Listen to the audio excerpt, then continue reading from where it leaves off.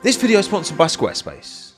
Max Verstappen's found himself on a bit of a run of form as of late, hasn't he? 2 wins in 2, 68 points from the last possible 75, a floor upgrade in Monza that seems to have unlocked a little extra performance in his RB21. And with 7 Grand Prix and 3 sprints remaining in this 2025 season, he's now sitting just 69 points, nice, behind championship leader Oscar Piastri, who's just had an absolute stinker in Baku, by the way, and Lando Norris could not capitalise fully on his teammates' misfortune, and who himself sits just 44 points ahead of Max. So, is this actually on? Could Max Verstappen really come from downtown and steal this 2025 F1 Drivers' World Championship out from under the noses of Oscar Piastri and Lando Norris? Mathematically possible, realistically improbable, but here's how I think it could happen. My name's Tommo, let's talk about it.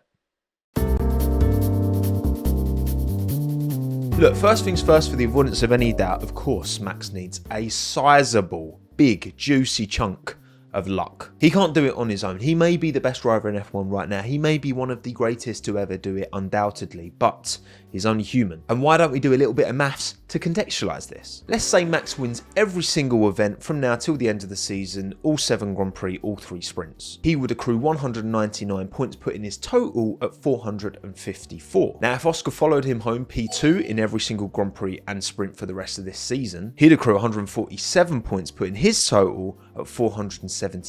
Still enough for the Aussie to claim the title with a 17-point buffer. The blessing for Max here is, of course, you do have 2 McLarens going for this title. They will take points off of each other. There will be weekends where Lando is quicker and outscores Oscar. So Max needs to make sure he's maximising his points and finishing ahead of both, because of course it's 7 points between P1 and P2. Yes, Max winning every single race for the remainder of the season does seem unrealistic, of course, but it is also unrealistic to not expect Lando to have something to say about Oscar finishing second all the time, not to mention the silver and red car as well, which will occasionally choose to turn up, just not often enough. Now, of course, the Papaya boys have kept things broadly pretty passive on track, right? This title fight doesn't have that spice that we are all waiting for, and is surely an inevitability. At some point, one of these drivers will break rank, will work in their own self-interest as the finishing line gets ever closer and the opportunity to score points lessens. And once that inevitable flashpoint happens, McLaren will try and play it down. It's gonna happen.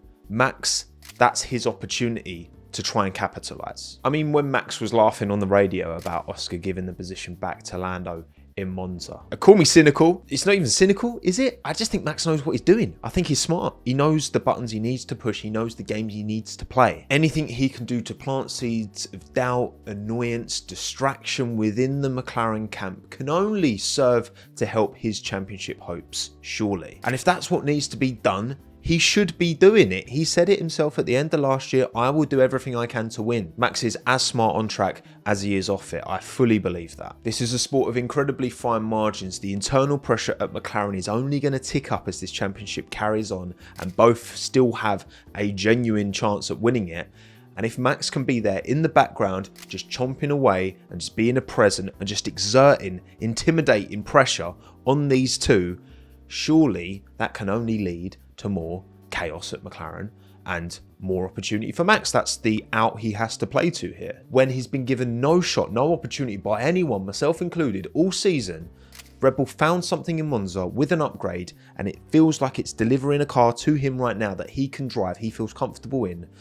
When Max is comfortable in his car, that's scary for everyone else. And Max has been in this place like 4 times already, right? He's walked this path many a time, and rarely with the lack of pressure on him right now, because he is, 69 points back. Still very little expectation he's going to win it. If he can do something, if he can put himself in with a chance in Abu Dhabi come season finale, he's going to be driving with a freedom that the McLaren boys, there's no way they're going to have. Lando, Oscar haven't been here before. Sure, Norris was kind of in a title fight last year. Maybe, it depends who you ask. I mean, at this point last year, after Baku with 7 rounds to go, Lando was 59 points behind Max Verstappen, so 10 points closer than Max is right now. But no one can question that Max in himself is better equipped to deal with this championship charge, right? To try and fight, to try and catch up, than Lando was last year in his McLaren. I mean, the hardware is one question, right? But Max is so much more seasoned. He's been here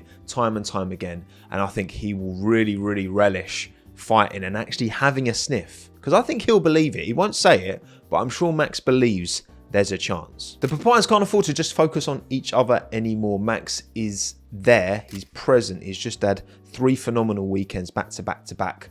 Question is, can he carry it on? We've got 7 events to come. All these tracks are very, very different, a very, very different challenge. That's something that's good about this ground effect regulation where we've got to at the minute. Because it is close, you are seeing certain cars thrive in certain conditions, whether it's the track, the ambient temperature, etc, etc. The RB21 is objectively now a quick car around low downforce, slow speed corner tracks like Monza, like Baku. But Singapore next week, that's a different challenge entirely. Today's video sponsor Squarespace have been supporting the channel for the longest time now. Thank you, Squarespace. Thank you for supporting the brands who support me. If you want to build your very own beautiful online home, be that for a portfolio, online store, blog, just a bit of fun. There are no limits to the applications you can use your very own beautiful Squarespace website for, with stunning drag and drop templates, AI powered tools to help you create something lovely, no coding knowledge needed, and free to try. You might as well give it a go. It's only when you want to publish your finished website live to the world that you have to pay anything. And when that time comes around, we've got a little deal going on here, right? Head to squarespace.com/TOMMO'S1 to get 10% off of your very first website or domain. Underestimate Singapore at your peril, right? That night race at Marina Bay is physically probably the most demanding track on the calendar. Qatar's up there as well, but Singapore seems to take the limelight. The humidity, the walls, the sheer length of time. If any circuit is going to punish mistakes big time, it's the tight margins of Singapore. All of the championship expectation this year has been swirling around the McLaren drivers. 25 points is a relatively small gap. I know it's an entire race win to 0 points, but Oscar can DNF and Lando can win a race and then all of a sudden it's 0. Like, that is realistic, that can happen. But again, all this pressure, all this expectation plays, I think, into Max's favour. You know, Oscar's in his 3rd season of Formula 1, Lando's in his first proper championship fight now, and Max is a 4-time world champion, has been dominating the sport for the most recent past, right? He's not going to be susceptible to lapses in concentration, to the pressure of the situation. Again, around a track like Singapore, I mean, we saw Lando win comfortably last year, and even then he still almost put it in the wall a couple of times, because this is a circuit that bites. And look, this is where it kind of works for Max in the championship context, but against Max, because Singapore has not been a happy hunting ground for him in his RB21 or 20 or 19, actually, to be honest. The Red Bull Ground Effect car has been a very stiff car. It struggled over curbs and it struggled around the bumpy nature of the Yas Marina street circuit. And to contextualise that, let's take a brief look to the past, shall we? Because in 22, Max was on for a decent quali result, had to box due to lack of fuel in the car, started P8 and was only able to recover to P7. In 23, Max dropped out in Q2, was nipped at the death by Liam Lawson, who was deputised in the Racing Bulls car. Then in the race could only recover to P5, a blip on what was otherwise a pretty perfect season. And like I said, in 24, couldn't get anywhere near Lando's McLaren in the race. Convincingly P2, comfortably P2, no doubt, but not P1. For Max to have a realistic opportunity to win this title, in my opinion, he needs to go to Singapore and not only limit damage relative to McLaren, I think he needs to outscore Oscar, absolutely, Lando, yeah, I think he needs to win this race and get that 7-point buffer. I do. Because if Max can do it in Singapore, which is a very, very, very, very, very different challenge to Baku and Monza, it's on. Because the rest of the season's calendar after Singapore has been a way happier hunting ground for Max Verstappen. On October 19th, we go to Austin, sprint and race. Max loves it round here. It's been super good to him. He won in 21, 22 and 23, not last year, that was Charles. It's a great all-rounder, good low, medium and high-speed challenges for your car, loads of undulation as well. Austin is a superb circuit, love it. And I do still believe that McLaren is the quickest overall car right now and should be the quickest overall in Austin, a track that challenges your car in every facet. But if Red Bull can get set up onto Max's car that allows him to preserve his tyre life's going to be key here, right? Because it's a pretty hard compound range. We've got the hardest of the hard C1 for Austin this year. And the McLaren comes alive when it comes to needing to preserve your tyres over a stint. Now, Max is unbelievable at whispering to his tyres. Of course he is, but he's still got the physical limitations of that car. Does the floor change, generate a bit more downforce, maybe create a bit less slip, and maybe allow the Red Bull to manage its tyres better than it has been so far this season? That's the hope if we want Max Verstappen to be a factor in this title. and possibly win in Austin, because he's done it many a time before and he'll definitely do it again. On October 26th, we go to Mexico City. Now this one goes without saying, Max absolutely has a very good chance to win here. He holds the title for most wins of any driver at the Mexican Grand Prix, 5 to date so far. Just greedy. He's obviously got a great feel for the place, and just like Austin, there's no reason why he can't be competitive and win this year. And the thing is, Red Bull have always known how to set up a car well for Mexico. The years they were running a Renault engine, down on power, always able to thrive around Mexico, even during Mercedes' glory years. Pirelli are picking a pretty middle compound range, so I expect McLaren's tyre preservation advantage to, you know, help them out for sure. But Max has definitely got a shot here.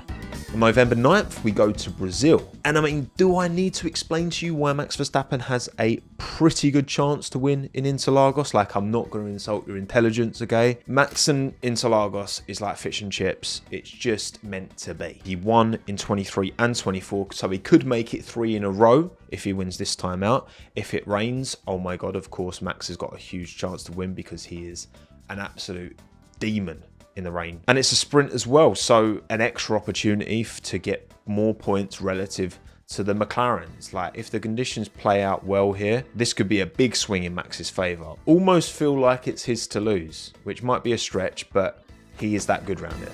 On November 22nd, we go to Vegas. Not so much historical data here of Vegas, of course, but we still can glean a lot for the last 2 seasons, the first 2 races down the strip. It's cold, which means the McLaren tyre preservation may actually end up being a bit of a hindrance if they're not able to generate enough temperature into their tyres in qualifying. And we know, you know, from Carlos Sainz being able to hold on to that P3 in Baku, it is a qualifying formula at the moment. Also in Vegas, I think we have to look at Ferrari and Mercedes being a factor here, right? George won last time out. The Ferraris have always been quick around Vegas. I think they could definitely disrupt Max's chances of winning, but also to play into Max's favour, they could end up wedging themselves between Max winning and the McLarens, right? They could help take more points off of Lando and Oscar, which helps Max out, or vice versa. This is going to be big. You know, it's the penultimate race of the year. I could see a big swing in Vegas, definitely. And don't forget, Max won round here in 23 as well, so he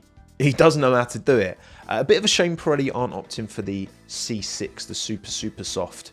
They're going for C5, according to what Pirelli have put out so far anyway, regarding their choice of tyres down the line. And where it's so cold, it's probably going to be one stops throughout. This one could be very interesting.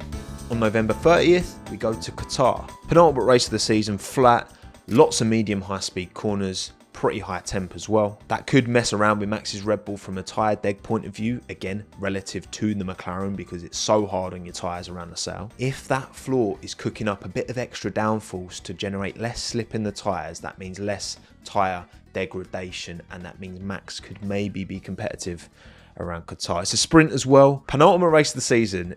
If all 3 drivers are still within a mathematical chance of winning, please.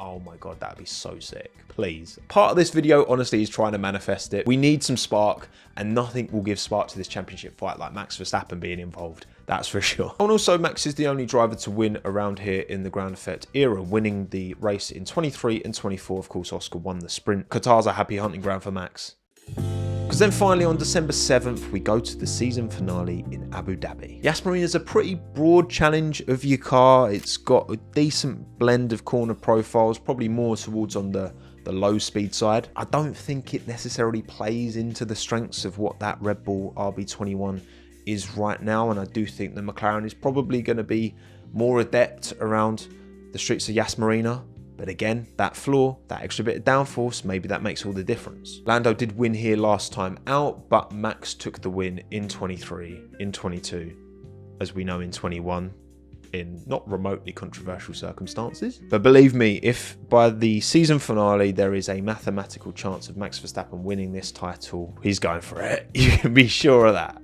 For me, Singapore's the deal breaker. If Max can score big relative to the McLarens, it's on. If he can't, it's off. Simple as that, really. Even though he's going to have a strong end to the season, probably anyway, because a lot of these tracks work well for him. He suits it. They've found something in the car. To overcome the points deficit, it is a huge ask but stranger things have happened. Let me know your thoughts and feelings in the comments down below. What do you think? Do you think it's actually on? Or are we just gassing this up like we were Lando Norris's title fight last year? I want to hear from you. My name's Tomo. Thanks again. Have a good one. Ta-da.